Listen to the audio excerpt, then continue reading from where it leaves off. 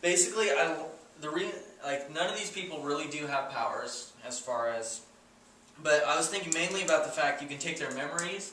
So if it comes down to where like there's a bomb and you need to disarm it and you need to nobody can figure out how to, or there's a red wire or the blue wire or whatever kind of thing, you can just rip that memory right out of their brain.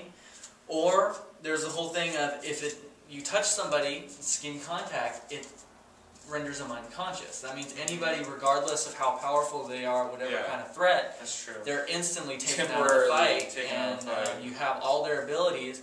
And even if it's just for like 5 minutes, it's long enough to tie him up or whatever you got to do to him. And, you know, and honestly, like I said, she was one of the first on my list. She didn't go off to the very end because I realized that there's not really. That's a good point. And honestly, if something I threw in Emma Frost just because of the telepathy kind of thing.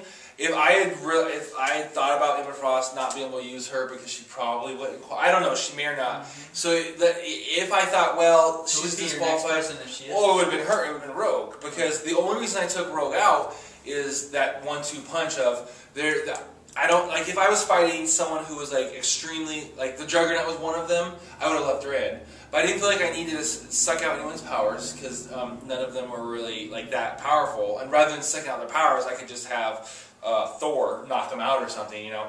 And then the fact that I thought the open line of communication with Emma Frost would have been. I just thought that asset was better than Rogue's ability to take away. But like I said, if we were fighting, or even Magneto, like I personally think in that cartoon. And I understand they use Doc Connors because of, you know, the whole, it's all Spider-Man characters. But I think that Magneto would have been a better representation of evil. And if it had been Magneto instead of Doc Connors, I would have probably left Rogue. Because I'm like, I would never want to fight Magneto. Just to me, he seems like such a scary slash. My team definitely wouldn't want to fight him. No, and I would never want to fight Magneto, so I would be like, let's just hope and pray that we'll throw some of our strong guys against him to distract him, and Rogue can suck his powers and knock him unconscious. Because he's not, even though and I would love to fight Doom, and Doom, in my opinion, is a much harder, scarier villain to fight. There's something about the magnetism, I just wouldn't, that's just, I don't know. And just the way he is, like, he's not a person, he wouldn't be fun to fight, because it's all this, you know, this stuff. I just wouldn't want to fight him, so I would have definitely picked her to take him out. But because I didn't have a lot, I just thought the telepathy would be better. Which I gotta say, my wild card is Miss Marvel, because of the fact that why are you laughing? I don't really care for her as a character either. Like, she's kind of cool, but it's one of those characters where it's, and also reading that the Dark Avengers thing, where it's Moonstone and not Miss Marvel. I thought that was kind of funny. But anyways, yeah. Continue.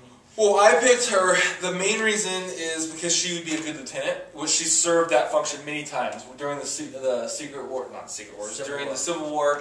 She basically was the right-hand man. So she most of the time ran the Avengers because Tony was in charge of it. He was also the director of the S.H.I.E.L.D. and had his corporation. So most of the time, she led the Avengers. And even when Tony was there, he would show up halfway through the fight. And so... Or be turned into a female Ultimate. Well, that was that one weird... that was so weird. So weird thing.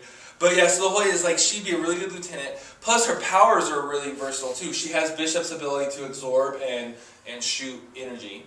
Plus, she can fly. Plus, she's really strong. She's as strong as Rogue. So Rogue got her flight and super strength from Miss Marvel. So she's very similar to Rogue, except for instead of absorbing someone's abilities, she can absorb energy. But I thought she'd be a better field commander. Though because I lost touch with Rogue. I do know, like, she's a real person. And, we're Facebook friends, but I kind of lost touch with her. But I used to really like Rogue when I was younger, but I kind of stopped reading stuff with her. But I do know that she led a team of X-Men for a while. But I just wasn't as comfortable bringing her in because I didn't know as much about her. And so I picked her, Miss Marvel. Plus, like I said, a blast that would take out Rogue, she could absorb and then redistribute. So I just picked her, Carol Danvers. Danvers. I always forget how to pronounce if it's Danvers. But and I started collecting her for a while right after the Civil War. I never really knew much about her until... I didn't know she had her own book. I thought they just followed No, she had her own book. I didn't really know much about her or really anything until House of M. And that kind of intrigued me, her whole idea of being a sucky hero who's trying to be a good hero because of the way it was. That just really caught, so like I kind of started collecting for a while. My wife also called her my girlfriend for a while. Like I collected like 6 of her books or something. That's how, in order for there to be like a female superhero, they either have to, well, they always have to have a skin-tight, like, form-fitting suit and super, like, hip-long hair, like, to their hips. There's a version of Black Widow who doesn't have long hair, she has short hair. Oh, yeah. But most of them has long red hair. Yeah, for the most part. And then who also has short hair is the Wasp chick, but no one likes her. Who cares about her? No one likes her. Yeah, that's just because how small she is, it looks short. Yeah. So, okay, so obviously you can see a trend in mine. I picked a lot of women. I'll explain why. For 2 reasons. One, and this doesn't really have any bearing on the strategy, so it wasn't really... But I kind of pick a lot of women because like they don't really get picked for this stuff a lot. Like even in the comic, the 2 girls got picked. Storm got picked for her. The only reason Sue got picked was because she was part of a man group. You know what I mean? It was 3 boys and she tagged along. So like they don't get a lot of. I know she can take out the rest of them. Like if I was picking the Fantastic Four, it would be just her and not the rest. Unless I needed Reed's mind, I'd be like, I only want her. You need Reed's mind. So I pick, kind of give the girls some show here. Like I pick, and that's another reason I kind of picked She-Hulk over Ben. Not only the strategy, but she's a girl. Represent. If this was gonna be an actual comic or movie, let the girl geeks have some girl. Showing some girls. I almost misspoke again, and I did that last episode, and I really embarrassed myself. I'm not gonna do it. I'm not gonna do it this episode. And I was not saying that. That's not. I didn't say anything inappropriate or wasn't inappropriate. I was saying something else, and it sounded. It could have been. I meant like just because he's so strong that picking up a girl she'd rip in half. I didn't mean like in a bad way. But then it dawned on me how bad that could have sounded if you're a perverted mind out there, which apparently we were because we both thought of it. Anyways, so yeah, I picked a lot of girls, but the other reason, mainly the real reason, and I don't think this is sexist, but if it is, it's towards women, and you don't normally get in trouble for being sexist like on the side of women. Okay, here's another reason, right? What was the first problem Spider-Man had in this thing? They didn't respect his leadership. They all started fighting, him and each other. A bunch of them were hot-headed guys.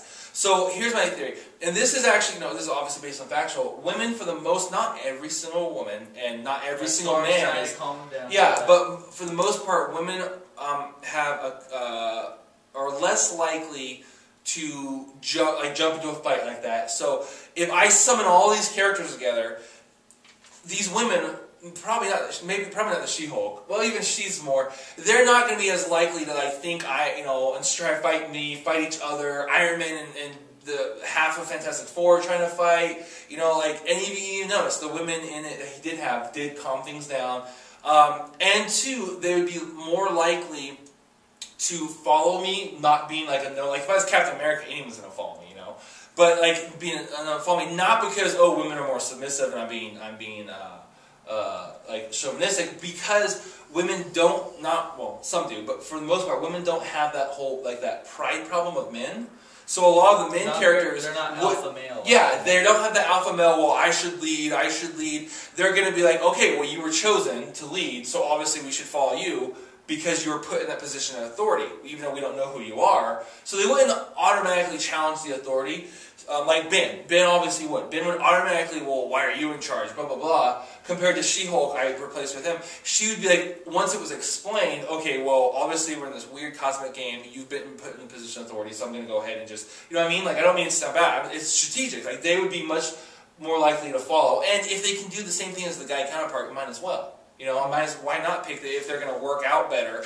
What would be your overall strategy of fighting the bad guys? My strategy, would be a one-by-one type, just taking back everyone, taking back the land, just going kind of like the World War II thing of just city by city, gaining ground back, taking about, first, take out the weakest villain, incapacitate them, just go one after the other, building myself up, because as it gets to the very end, you get to the stronger ones like Doom and stuff. Well, of course, he's not going to scare, but people like Alistair Smythe or Dr. Octopus, after he's seen that I've taken out whoever the Red Skull or whatever, he's going to be a little shakier. He's going to he's going to make a mistake out of fear, or he's going to make some kind of a misjudgment that I could take advantage of. Especially with characters like Captain America and people that are able to